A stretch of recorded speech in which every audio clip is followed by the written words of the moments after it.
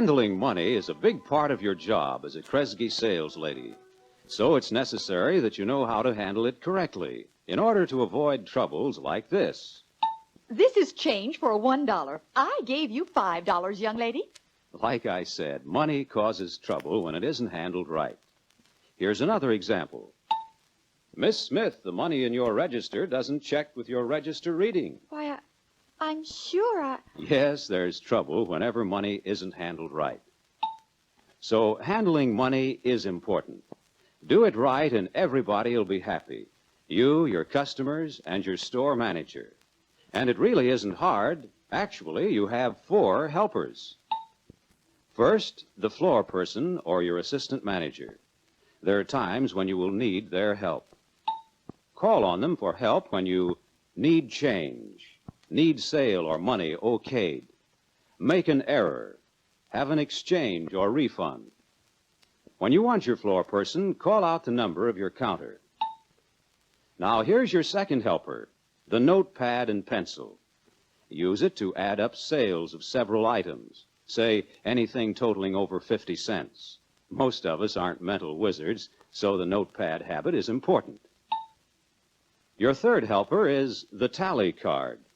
Your tally card is a record of the sales that are to be credited to other departments but sold at your counter. And now for your fourth helper in money matters, the cash register. It'll be your greatest help in handling store money. There's plenty of space for coins and bills, separate compartments so that you won't get them mixed in making change.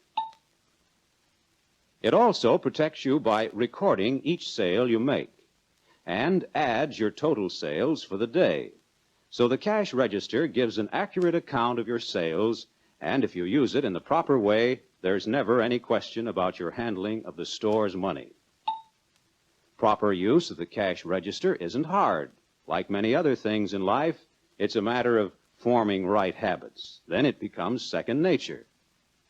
Let's listen in on the end of a sale to learn exactly how to handle the money.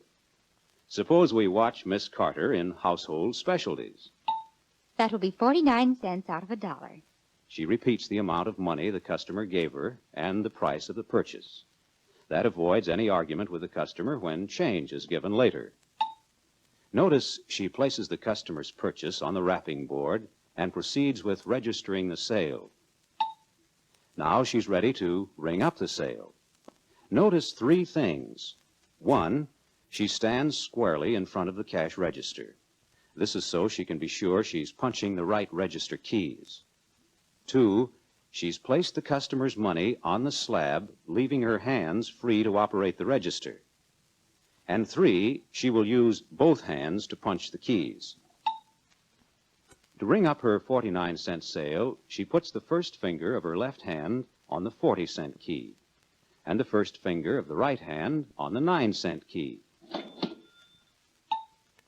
The indicator at the top of the register is proof that she punched the right keys. Her sale was for 49 cents, you remember. The indicator will stay at this amount until she rings up another sale. She lists this sale on the tally card because rubber gloves are not usually sold in Household Specialties. A temporary display was set up at her counter to increase sales.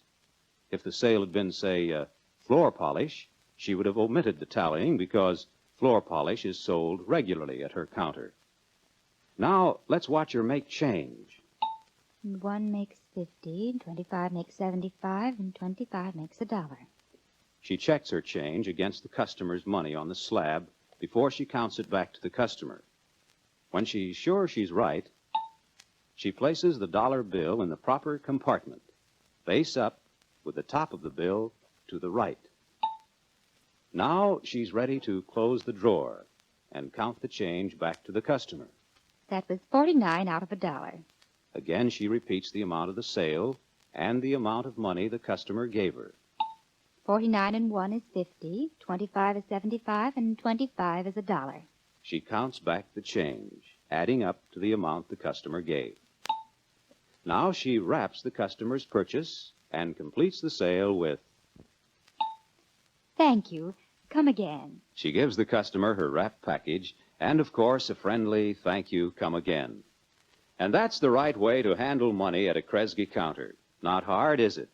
Let's review those points once again, just to make sure. Repeat price of the purchase and the amount of money customer gives. Stand squarely in front of the cash register. Place customer's money on slab. When ringing up the sale, punch keys with both hands. Check indicator for proper ringing. Count change on slab before putting customer's money in drawer. Tally merchandise if it isn't sold regularly at your counter. Count change for the customer. Wrap purchase and give to customer. All right, now let's go back to Miss Carter and see what she does to make sure she's accurate when a customer buys several items. First, she adds them carefully on the notepad. Then, because the sale is above a certain amount set by the store manager, she has the floor person check her addition to make sure there's no errors. All 5s, 10s, and bigger bills should be okayed by the floor person, who will change all large bills for you. You see, large bills are only kept in special change drawers and registers, so there's no danger of mistaking them for $1 bills in your cash register. Later, Miss Carter finds she's almost out of quarters, so she calls her counter number. 14. The floor person will answer the call and will supply the needed change. Since this takes a little time, it's necessary to anticipate your needing change in advance of actually running out. Here's another trick that keeps you on the safe side. Testing a coin to be sure it isn't counterfeit. Give it the ring test. Here's the clear, true ring of genuine money. Here's the dull thud of counterfeit money. Now, as for currency, whenever you are suspicious of money, don't say anything to the customer. Just call your floor person or assistant manager. That's another job they handle for you. And they help straighten out errors. Say when you punch the wrong key in ringing up a sale. Oh, dear, I punched 75 instead of 65. That happens even to the most experienced girls. But this is the way to handle it so that your register checks all right. Call your counter number. 14. Explain the error. Miss Rogers, I punched the wrong key. I meant to ring 65. Instead, I rang 75. Thanks for calling me right away. We'll correct it now while we know exactly what the mistake is. The floor person makes out an error slip. She realizes that mistakes do happen. All she asks is cooperation in correcting the errors when they occur, not later. So you see, handled right, money doesn't cause trouble. Remember, you have lots of help at your Kresge counter in handling the money end of your sales. The floor person or assistant store manager, the notepad, the tally card, and the cash register. And also remember, the cash register is a protection to you. And when you follow the correct procedure in making change, your customers are happy, your manager is pleased with your work, and you have the satisfaction of doing a good job.